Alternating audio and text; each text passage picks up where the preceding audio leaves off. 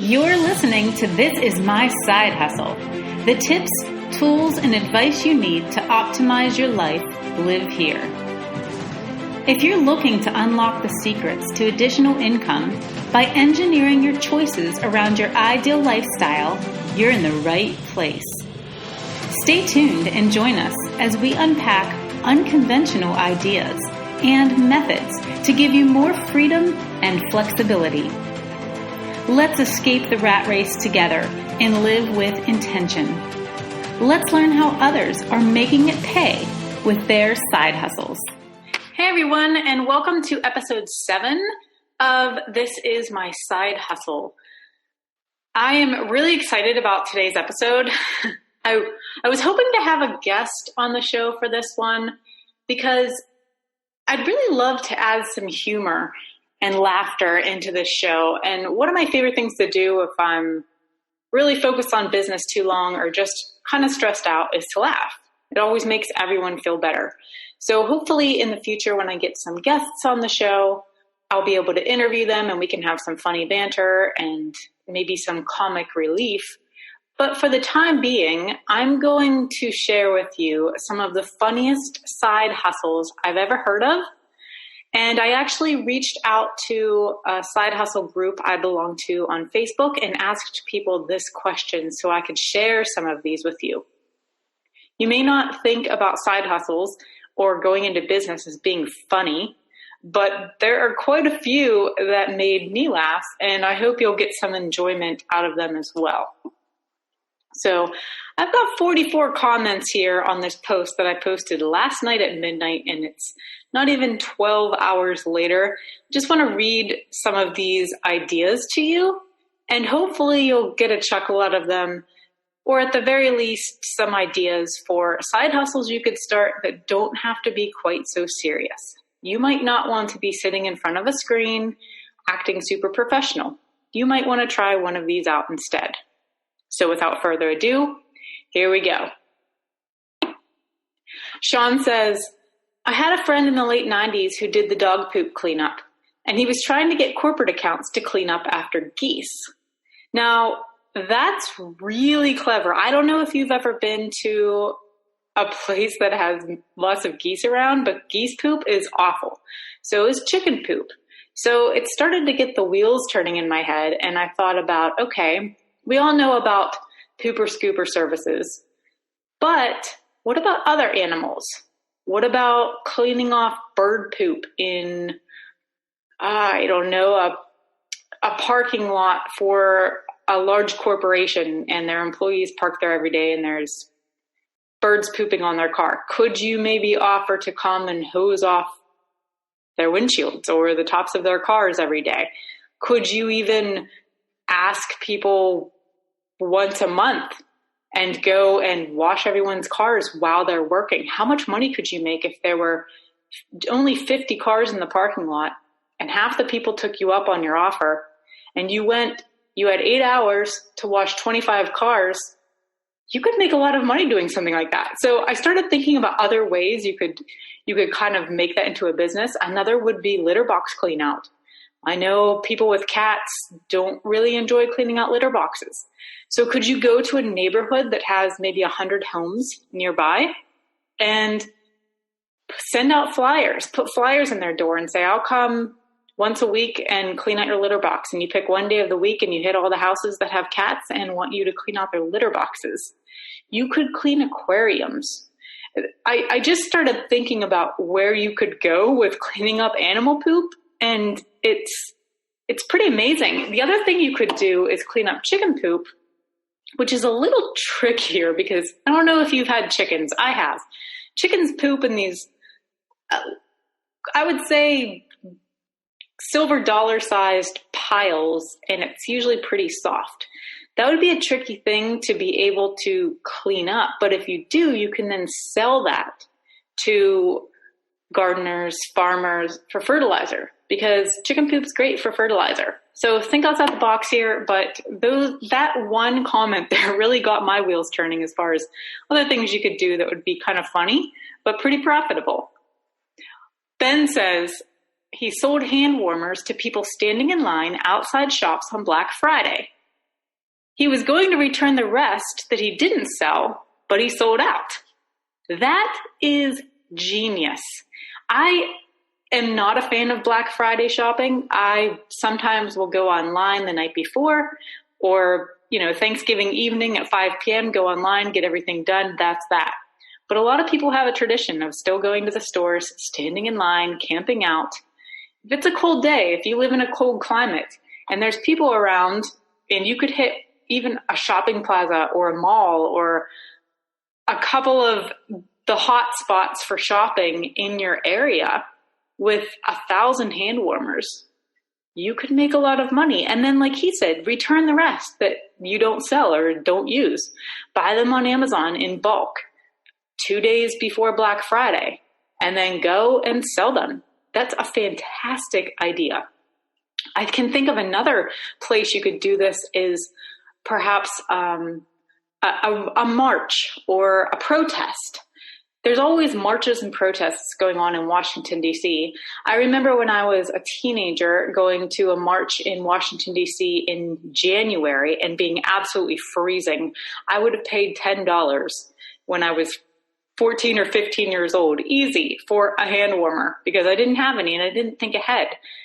Those places are also great to sell things like that. You could go to a festival in the summer, any kind of festivals, and sell water to people. You have to be careful about food and drinks, though. You might have to get a permit for that, so make sure you check with your local authorities and run your idea by people. But it's definitely a great idea. Philip says, don't knock the pooper scooper business. I have 10 to 12 independent contractors picking up poop for me. It's one of my more profitable hustles. Also the funniest. So he's got 10 to 12 people picking up poop. Obviously, it's profitable for him. So don't knock pooper scooping, or pooper scoopers, I guess you should say. Poop scooping? How do you say that? I don't know. Wow. Somebody just mentioned that they have a problem with homeless defecating all over. I would not suggest cleaning up human waste as a side hustle. I feel like you would need to have hazmat professionals or something like that do that. I'm not going to suggest that one. That's not really funny. That's actually kind of sad and disturbing. So I'm going to move on from that kind of sad note there. Okay. Some guy says he sells tampons and Monistat on Amazon. Well, there you go. I'm assuming what he does in order to make that profitable is stocks up on coupons and apps that give cash back for purchasing feminine hygiene products. Apps like Checkout 51 and Ibotta and Fetch and ReceiptHog and CoinOut, any of those apps, and I will link to these in the show notes. I'm just rattling a few off of my head, give cash back for receipts. Some of them give cash back for no brand items. Some of them just give cash back for taking a picture of your receipt. For instance, CoinOut gives me 1 to 11 cents per receipt I take a picture of. It literally takes me 3 to 5 seconds to take a picture of the receipt and I get money back. And you can cash out at any time. So I'll definitely put links to these in the show notes. Another idea is to, like I said before, use coupons for that, any kind of deals.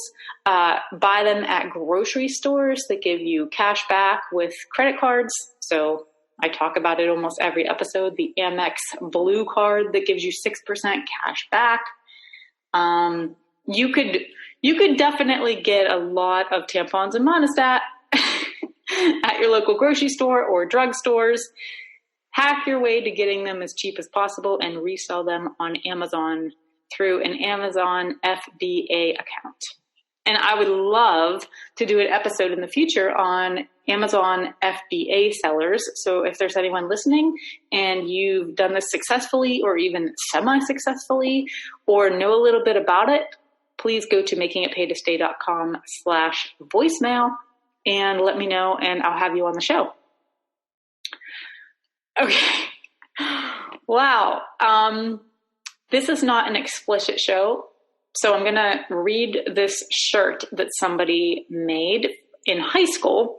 So he made muscle shirts, had them custom printed, and they are rainbow prints. So if I can describe this well without you being able to see it, there's a print on the front and the back, and it's text, but the text is faded from left to right, from pink to blue in kind of a rainbow pattern. So it almost looks ombre. The front of the shirt says, "Ask me about my wiener." The back of the shirt says, "I love balls." Do with that what you will. That's really funny. I'm not going to promote that, but that's really funny. And he said he bought 6 rental properties with the money he made in high school from having shirts printed. So you don't maybe need to go with that message, although think about your target audience here. If you're selling to high schoolers and you're a high schooler listening, think about your target audience. Make sure it's not explicit or won't get dress coded at school. And I'm pretty sure this guy got around that in a very clever way. But apparently you can make a lot of money selling stuff to teenagers who are spending their parents' money, especially if it's funny. Okay, next one says professional hugger and cuddler. I've seen this, and I've actually heard of another podcast, and I wish I could remember off the top of my head which one it was, but somebody said they made about $80 an hour cuddling with people. That sounds like absolute torture to me. I'm not a touchy-feely person. I don't honestly care how much integrity the other person who wants the service has. There is no way I am snuggling you. I don't think you could pay me $1,000 an hour. I just don't think I could handle that. But for people who thrive on physical touch, or I would maybe niche this into hospice care, hair brushing, doing nails, pedicures for elderly patients, perhaps, who need physical touch, need that human connection, maybe don't have family members around and want to still look presentable and enjoy having that human connection. I feel like that would be a better way to go. I just can't imagine actually doing the professional hugging thing. It just sounds like an absolute nightmare to me, but hey, if that's your thing, go for it. Luke says, I mostly work in paid signature, gathering petitions for political work. There are also campaigns where they hire blockers. So those are people who intentionally keep you from getting signatures. He's seen a man dressed in a giant male organ costume, a banana, other various nasty things, and so on, getting paid hourly to dance near signature gatherers and act like fools. Okay, that's funny. It's kind of weird. I would definitely laugh if I saw something like that. It probably wouldn't block me from giving a signature, though. I feel like if I saw somebody purposefully trying to act like a fool to block me from giving a signature, I would give a signature to almost anything just to spite them. I don't really promote this. I feel like that's just bad ethics. That's in poor taste. But there you go. I asked people for the funniest things they've seen or heard of, so I'm giving them to you. Maybe some of these ideas will spark an idea for you that would be a little more acceptable. MQ says, clowning about, literally, at children's party. Sadly, there's always one kid out of 10 who's terrified of clowns, so I approached the hustle with a higher degree of empathy. Clowns are scary. So somebody else responded to that comment and said, this is the reason I quit clowning. Now I just go out as a balloon artist. But that brings to mind princess parties and dressing up as a superhero.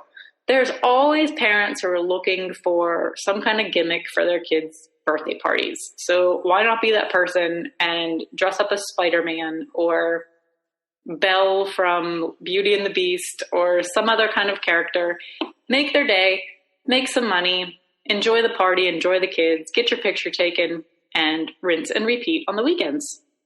Sounds like a pretty good side hustle. You know what one of the best side hustles is?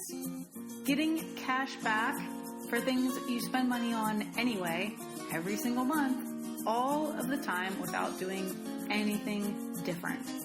So for that, I suggest the American Express Blue Cash Card. You'll get 6% back on groceries and 3% back on gas. And every single month, they have over 50 different special offers for specific merchants who are offering cash back on purchases. Sometimes they have minimums, sometimes they don't. But I highly suggest you check into this because there's no better way to assist your side hustle than pay for things you already have to pay for while getting money back that you otherwise wouldn't be getting. So go to makingitpaytostay.com/blueamex. That's makingitpay2stay.com/BLUEAMEX. Somebody else says professional hugger. Trinity says phone sex operator. It was hilarious. Yeah, that's not my thing. I would imagine it would be hilarious, but I don't think I have the stomach for that. I'm pretty sure I never would be able to handle that, no matter how much money you paid me. Not doing. Okay, here's a good one. I love this. Brandy says she sold tumbleweeds and alpaca poo on Etsy. Not together, but separately. So I can think, tumbleweeds, any kind of a set that has a Western theme, anyone who wants a rustic theme at a wedding, I can imagine in Texas or something, although they probably have tumbleweeds everywhere. I don't even know what I'm talking about, but I'm sure people have uses for tumbleweeds. I'm not really sure about alpaca poo. Somebody commented on this and says there should be a market for dog poo, especially given all the high quality food most people feed their dogs these days. There's got to be a use for it. And I have to admit, and this is kind of embarrassing, we feed our dog very healthy dog food. And we notice that every time he poops in our yard, there's a little tuft of extremely beautiful green grass. And this spring, as I'm recording this, it's late April, we realized that all of the places where he peed were brown. All of the places where he pooped were green. So we've got a speckled yard right now, which it'll fix itself in about a month or a few weeks here. We're getting a lot of rain right now, but that might be something to consider. But I feel like it definitely should be, I guess. If you're using horse poop for fertilizer and chicken poop, why not dog poop? Especially if they're not eating junk. If they're eating good stuff, why not dog poop? So you could have your poop scooping business and then turn that into fertilizer, sell it to farmers. So you get paid to clean it up and paid for what you clean up. Might be a good idea. Let's see here. I am scrolling through some of these that are just entirely too inappropriate to read on this podcast. But okay, this one, I've kind of done this before. Danielle says, when I was in college, I saw that a few of my required books were much cheaper online than buying them in the bookstore. For example, one was $6 online and $50 in the bookstore. So I researched the required books for all of the classes and bought multiple copies if I found one that was less than 50% cost. Then, during the first week of classes, I went to the classroom of each class and asked if anyone wanted to buy the required textbook at a cheaper price than the bookstore. I probably made about $1,000 in profit after the costs of the books. What I thought was funny was that no one ever asked me why I had 3 or 4 books to offer. That's awesome. That's not really funny. That's really, really smart. I used to do that for books that I would buy in college, I'd always go online first. I'd go to halfpricebooks.com. I think they're still out there. I think they're still a thing. They were owned by eBay. They probably still are. And I would buy my textbooks on there, and then I would sell them, and I usually would make a few dollars after that. I never bought several copies to sell to my friends, though. That's really clever. So that's definitely something you should tell your college students, or if you are a college student, definitely think about doing that. Or even if you're not. I mean, if you're just a regular person and you can get access to the list of books for every class needed at your local college or local community college, why not? You know? Okay. Erica said, stocked up on Girl Scout cookies, then sold them at a later time. Don't knock it. That's really smart because you can only get Girl Scout cookies one time during the year, and there's a pretty limited time to do it. And some people really like their Girl Scout cookie of choice. So I would imagine if you have a freezer, the best way to go about this would be buy as many as you can fit in the freezer, find out the most popular ones, freeze them, and then 6 months later when everyone is jonesing for a Samoa or a Thin Mint, bust them out and sell them. That's a great idea. She also said she sold Dollar Tree ponchos at an event when it rained. Yeah. Did you know you can go to Dollar Tree, and I will put a link in the show notes. You can go to dollartree.com and buy things in bulk. So you can get the same dollar price. And I believe over a certain amount, you get free shipping as well. Don't quote me on that yet because I haven't double checked.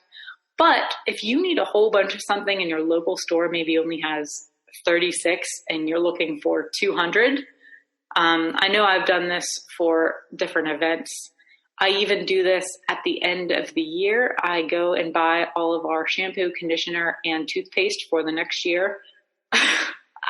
Don't ask me why. I think I just like knowing that I'm going to have a whole bunch in stock and I won't have to think about those stupid things that you run out of all the time. But that's a great idea. If you live anywhere like I do, around Pittsburgh, PA, and it rains literally every other day, then I'm sure you would sell out your stock pretty quickly. And if you buy them for $1, sell them for at least $2. I would say $3 or $4. I mean, I'm pretty sure most people would spend at least $3 or $4 on a poncho if it's raining and they're stuck at an event all day. I like that idea. Here's another one I'm not going to read. Not okay. Okay. That's it so far. I probably should have waited a little longer to get some more results rolling in from other people, but I thought of 2 others that I heard of recently. One is a lady who sells moose poop, and she doesn't just sell the poop though. She actually takes the poop and waits until it hardens and then sprays it with some kind of resin or shellac and then creates crafts with it and sells it online and locally. So she makes clocks and plaques, and they're not that attractive or anything. It's just the novelty idea, I guess. It's a novel idea. People like buying stupid novelty type items, and they have moose poop on them. And she makes a lot of money doing that. And I'm going to find the video on that and post it in the show notes because the video, this lady is hilarious. You've got to watch the video. You'll definitely get a laugh out of it and be more appreciative if you watch the video. Another one I saw is, again, not appropriate, but she claims she doesn't actually do anything inappropriate. Well, I would say, let me just tell you what it is. I feel like I'm treading on some uncomfortable waters here because I don't think any of this is really a good idea whatsoever. But there was a lady, and I will try to find the article to link to this as well. There was a lady who was, I believe, in her 60s, and her kids were grown and moved out, and she decided to start a house cleaning business. Well, she started a house cleaning business and realized that she could get a lot more customers and higher paying customers if she dressed up in scantily clad clothing and then whipped them and told them to clean instead. So what actually happened was she started dressing up in these outfits and having people pay her to let them clean as she yelled at them. So it was so funny. I mean, totally not something I would suggest somebody do, not really in line with my values whatsoever.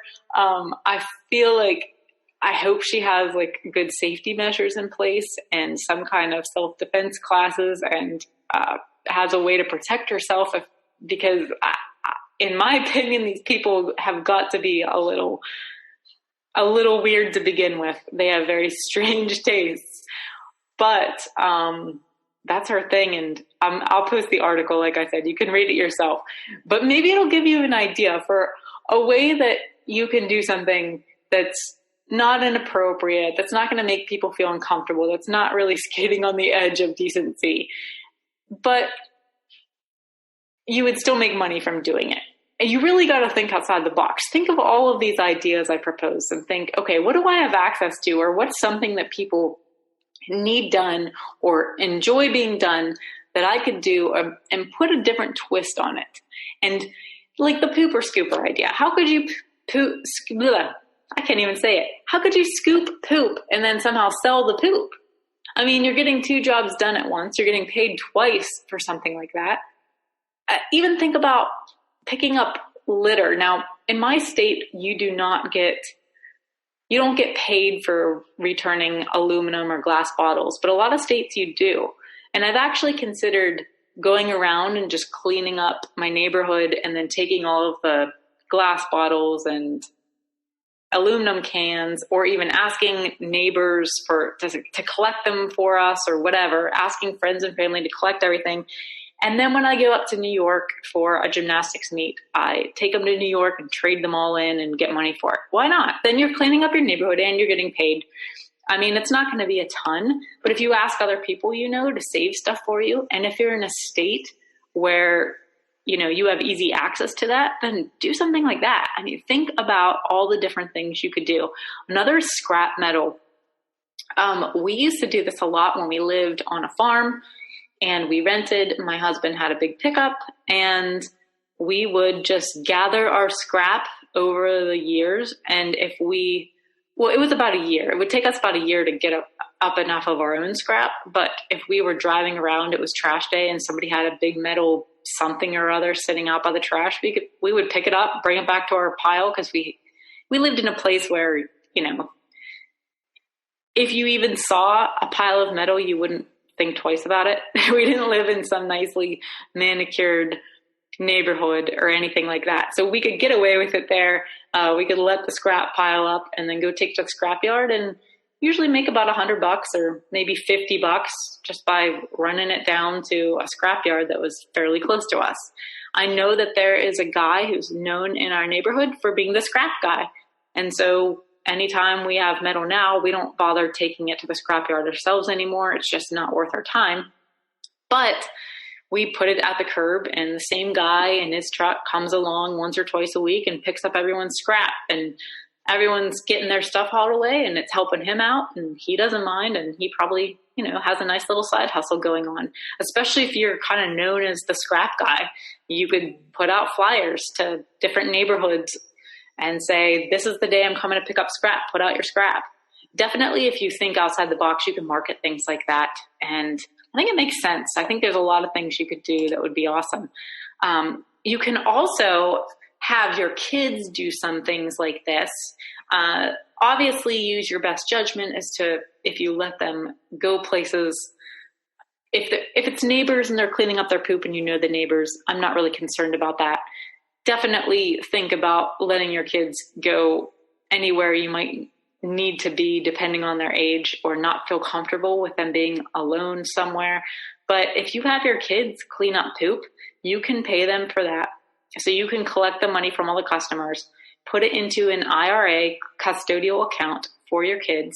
You could operate the business under an LLC that you own, and your kids are your contractors or your employees.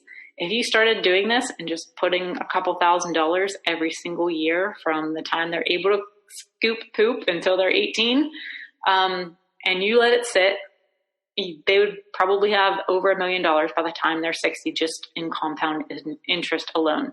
So think about ways you can involve your kids in this. This is definitely something I've been thinking about.